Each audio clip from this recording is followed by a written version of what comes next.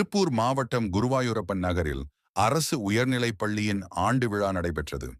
இந்த விழாவில் திருப்பூர் வடக்கு சட்டமன்ற உறுப்பினர் கே.என்.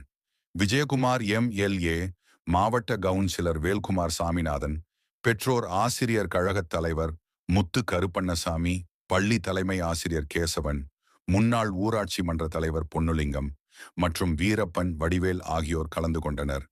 இதில் பல்வேறு சேவைகளை செய்து வரும் சமூகார்வலர் பாலாஜிக்கு சால்வை அணிவித்து மரியாதை செலுத்தினார்கள். திருப்பூர் மாவட்டம் அளவில் நடைபெற்ற பேச்சுப் போட்டியில் முதலிடத்தில் வெற்றி பெற்ற தன்யாஸ்ரீ என்ற மாணவிக்கு பரிசு வழங்கப்பட்டது. உடன் பள்ளி மாணவர்களும் பெற்றோர்களும் ஆசிரியர்களும் கலந்து கொண்டனர்.